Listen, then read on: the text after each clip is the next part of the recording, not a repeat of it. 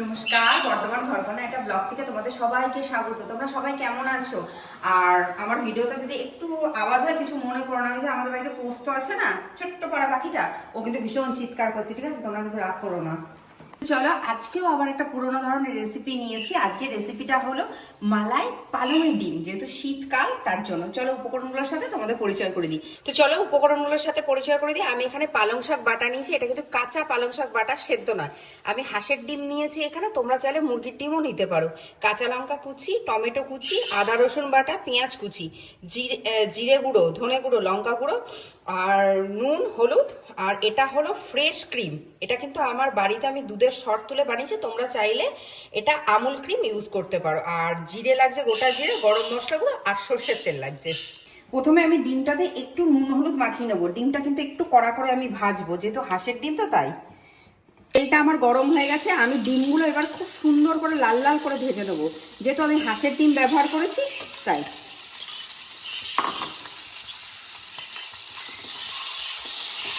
এই দেখো, ডিমগুলো আমার একদম লাল লাল করে ভাজা হয়ে গেছে। এবার আমি ডিমটিগুলো তুলে নিচ্ছি। আমি ডিমটা তোলার পর অল্প আর একটু তেল দিয়েছিলাম, 2 চামচের মতো। এবার আমি গোটা জিরে ফোড়ন দিচ্ছি। এবার আমি কুচনো পেঁয়াজ দিচ্ছি। এখানে কিন্তু আমার 4টে কুচনো পেঁয়াজ রয়েছে। পেঁয়াজটা দিয়েছি, এই সময় আমি কুচনো কাঁচা লঙ্কা দিয়ে দেবো। এটা কিন্তু আমার 4টে কুচনো কাঁচা লঙ্কা আমি দিয়েছি। এবার আমি আদা রসুন বাটাটা দিচ্ছি। এখানে কিন্তু আমি রসুন একটু বেশি নিয়েছি, আদা একটু কম নিয়েছি, কারণ যেহেতু পালং শাকটা আমি কাঁচা বেটেছি, পালং শাক কিন্তু আমি সেদ্ধ করে বাটিনি। আমি টমেটো কুচি দিয়ে দিচ্ছি। এখানে আমি একটা টমেটো নিয়েছি।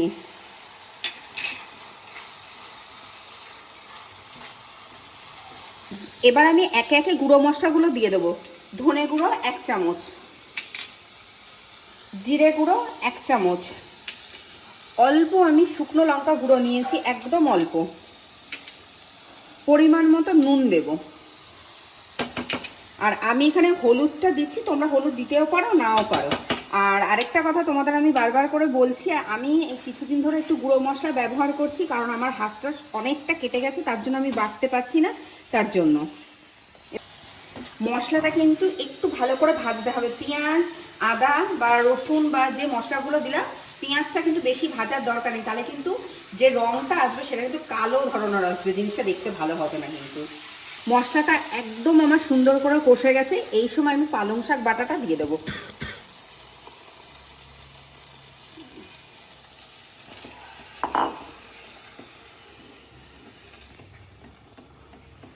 আমার পালং শাকটা মানে মশলাটা পুরো কষা হয়ে গেছে ভালো করে। এইবার আমি ডিমগুলো দিয়ে দিচ্ছি।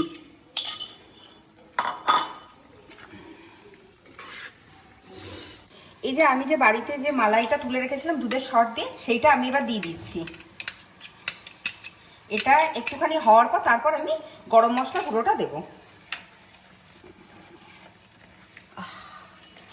যা সুন্দর গন্ধটা বেরিয়েছে না গো, উফ! আমার একদম কিন্তু রেডি হয়ে গেছে মালাই পালং ডিম। এবার এর উপরে একটুখানি গরম মশলা গুঁড়ো দিয়ে দিচ্ছি। তো চলো, তৈরি হয়ে গেছে আমাদের মালাই পালংয়ের ডিম। এটা কিন্তু একটা পুরনো ধরনের রান্না, ঠিক আছে? তোমরা অতি অবশ্যই বাড়িতে সবাই ট্রাই করো। আর এটা কিন্তু গরম গরম রুটির সাথে আর গরম গরম ভাতের সাথে কিন্তু খুব ভালো লাগবে।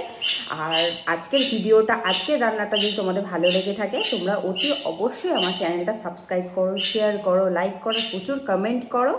আর যদি কিছু ভুল হয়ে থাকে ক্ষমা করো। আর আরেকটা কথা, যেটা আমার বাড়ির পাখিটা ভীষণ চিৎকার করছে, ও কিন্তু বাইরে রাখতে হয়েছে, তো তোমরা কিছু মনে করো না, ও একটু চিৎকার করো। আজ তাহলে আসি।